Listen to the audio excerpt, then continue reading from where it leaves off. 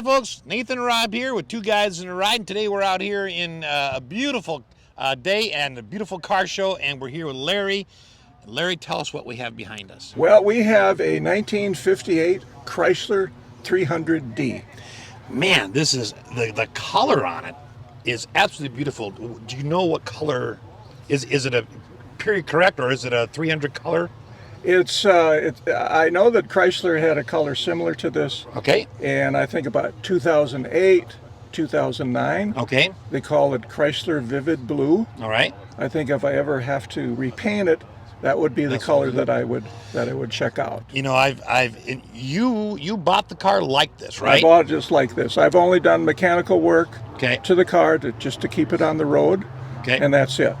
Well, I've walked around, and you can tell us anytime you walk around a car with a paint job, whoever did this did a really good job. I agree. Really They good. really did. Man, yes. outstanding. Yeah. Okay, so one of the things I noticed right at the front here, you know, where you typically would see a blinker, it's a vent. It's a vent. So is it actually a real vent? It's a real vent, and the vent is there to cool off the brakes. And this was standard. This came with the car. Right now, modern day cars, that's like an option, or you know, they hype it up. But this was just standard. This was there. it. Yeah. Then of course you had your indicators down below that. Yep. Man, I exactly. love the chrome. It just with that blue, it just absolutely just pops. Yeah. Now, one of the treats is what's inside the hood here. So tell us what kind of an engine we have. Well, we're looking at a 392 Hemi, Okay. and that puts out 380 horse. 1958 was the last year that Chrysler offered the Hemi engines. Okay. I think they might have had them maybe in 59 in the Dodge trucks. I'm not sure. But not in the 300s.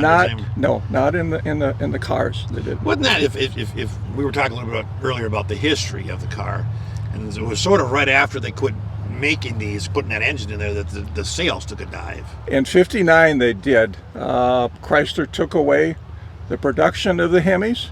They went to 413 in 59. Yes, there was a severe recession in 58, carried over into 59, but I think the combination of the recession and the fact that they discontinued the Hemi, sales plummeted.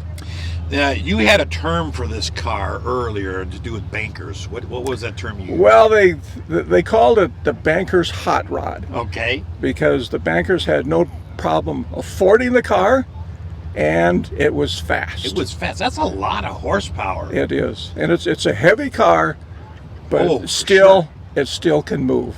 Man. So on the carburetors, is 2 4-barrels? 2 4-barrels. Okay. They're Carter carburetors. Man. And that was standard. Right. For the Hemi, It's it was just 2 beautiful. 4-barrel carburetors. I bet it sounds good. Sounds great. Let's take a walk back here along the side. I like this little details, you know, the chrome on the mirrors, but you've got this cut insert where it's not a solid piece. Yeah. I like that. I don't know if it was airflow or what purpose of that, but it's a good design. I like the design. I like the sort of the wings on either side of the back of the mirrors. Yeah. Oh man. And then coming back here, you notice that your hubcaps match your emblems on the car. Yeah, I actually think that the hubcaps are probably off maybe about a 61 300. But even so, they match the emblem on a quarter car. ton. That's just, I think that's really neat. That's unique. Yeah. Now, did they have disc brakes? No, they didn't. Okay, so this They is drum. didn't. Somebody added the disc 50, brakes just in okay. the front, and I really need them because this is a heavy car. Hard to stop. And it needs disc brakes to stop.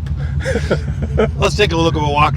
Now, 300D on the emblem. What would the D stand for? Well, they call them the letter cars. Okay. And in 55 they came up with they had the C. Well, they started in 55. They came up with a C300. Yep. And that represented Chrysler. Okay. And then in 56, there was no A. But in 56, then it was the B. And they realized, well, they've got a good product here. So they continued with they were just called letter cars. Okay. And each time when they Which is why they came cars. to the I, they skipped the I because they're afraid the general public probably would think it's the number 1. So they just skipped right over that. All right, walking around to the back here, I love the tail fins. Oh my gosh. That's interesting, you know, that the tail lights don't fill the entire end of the tail fin. That was a design in 58. In 57, this was full. Right. This was all full with the taillights. 58 is a minor change that they made in 58.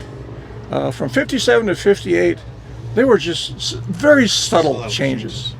Virgil Exter realized that 58 or 57, he had a good product.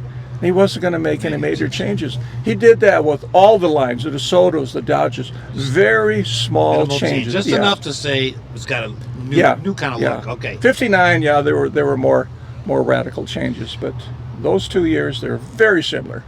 Can we take a look inside the trunk? Sure. Oh, you know, this is at least a 2.5 Jimmy Hoffa trunk. I think that I could fit all my neighbors in here. That's just cavernous. Now, did it come carpeted? So when you would buy it brand new? I think I can't. Okay. Yeah, for sure. Okay. For sure. Man, that's just cavernous, though. Yeah. If you know if it came carpeted standard, put a comment down below and let us know. All right. It came with a spare tire, though. Yes. And a full-size one. Yes. None of this silly donut stuff. Oh, no. Okay. No. Good. No, they didn't know what donut tires were back then. Probably wouldn't have supported the weight of the car. No, it sure wouldn't have. Now, you had dual aerial antennas at the back? Yeah, these were, the dual, from what I understand, was maybe a dealer option. Okay. And it was dealer, or I don't think it was a factory. I think it was something dealer. But they're both functioning. I mean, they both attach to the radio to give you a better signal. Well, actually, one is probably a dummy. Okay. And the other one is workable. Is workable. Okay. But just matched it out. Exactly. Balanced it out. Yeah. Oh man, what an absolutely pristine interior. Thank you. Wow. I love the dashboard, the gauges. So let's go through these just a little bit here. If you can start down here, it's even blue colored in the inside. Man, I like that. So this is emergency brake, I'm guessing. It's emergency brake / parking brake. Okay. It's push button transmission, and the push button transmission, it didn't have park. So park actually was what you would refer to as the emergency brake. Okay. Oh, interesting. All right. And then what's the button down here with the blue at the W on it? Yeah, that's for the wiper blades. Okay, that's the wiper blades. Yeah. And then you had one down here again that has an L. That's for the lights. That's the lights. Yeah.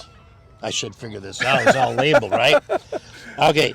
And then there's your push button. Man, up on the left side. I love the little quirks. How you started this car is you insert the key. Okay. Turn it, and then push the neutral button, and that's how you start the car. So you can park this on the street, leave the keys in it, let the windows roll down and unlocked, and no one will steal it. I don't think anybody would understand how to start it. They'd look at this and get confused and probably just walk away. Oh, man. Okay, so then you've got, of course, a speedometer. Yeah. I won't ask you if you've actually see if it goes all the way up to 150, but... No, and that probably won't happen anytime soon. But that was standard. 150 mile an hour speedometer was standard for the 300s. Yeah. Man. Okay, then you've got clock in the middle, and then you've got your assortment of engine coolant, oil, all that kind of stuff on the right. In the middle, you've got an AM radio.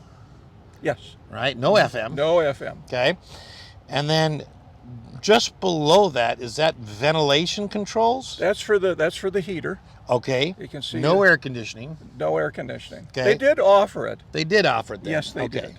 But this car does not have it. And then right below that is probably one of my favorite things, which is what started music in cars beyond the radio. I agree. Yeah, it was the Chrysler call it the Highway Hi-Fi.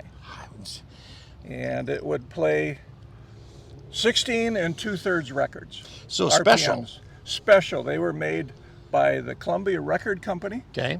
And the grooves are cut real close together, so the record would play 45 minutes on one side. On one side. Yeah.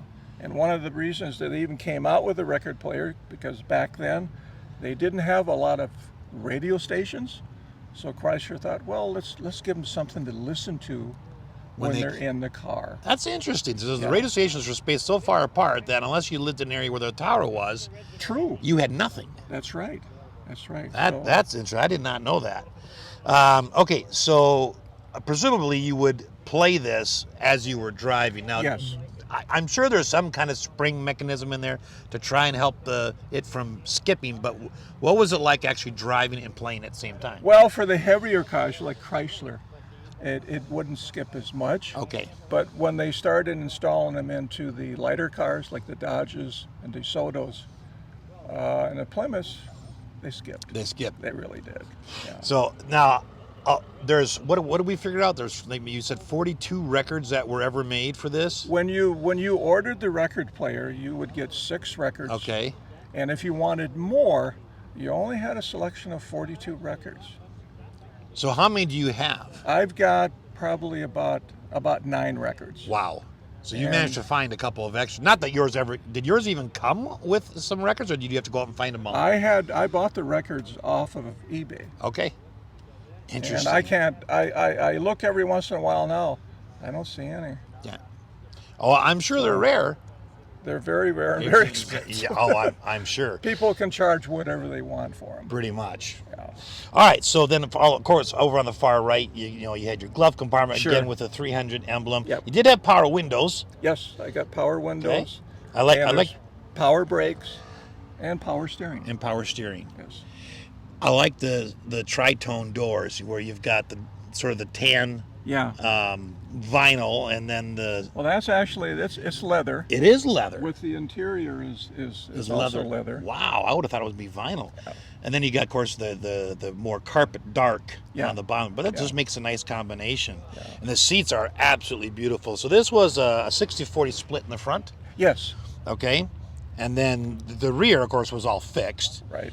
But man, nicely redone. Well, the seats are so comfortable.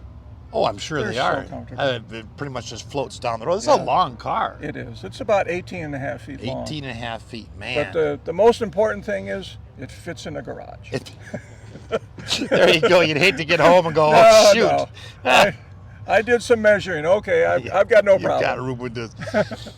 All right, so a couple more questions, Larry. What got you into cars in the first place? Well, these 50s cars, they would bring me back to, there was memories. Memories. It was all geared at memories. And the Finn cars, it's just, they were running around when I was a small kid, 13, 14 years old. Nobody gave me a second thought. That's what was on the road. And that's what attracted me. That's awesome. It was just the Finn cars. And when I get behind the wheel of this thing, I feel like I'm a 14-year-old kid driving illegally. And isn't that a great feeling? It is. It's a great feeling. To be able to step back into that. Yeah. Do you have a favorite memory with this car? There's just so many. I mean, it's really hard to describe. I bet you it's just going driving. to car shows. Yeah. Okay. And conversation. It's all really, yes, the cars bring us in, but the people keep us there. And it's the conversations. I love the conversations. There's always, I can bring this car and people will come up to me. Now, they have a memory of the car. Maybe their parents had one. Maybe at one time they owned one. So you just sit there and you just talk and talk and talk. And that's what's so much fun. Absolutely. Well, Larry, thank you so much for spending your time with us, visiting about this story and your beautiful car.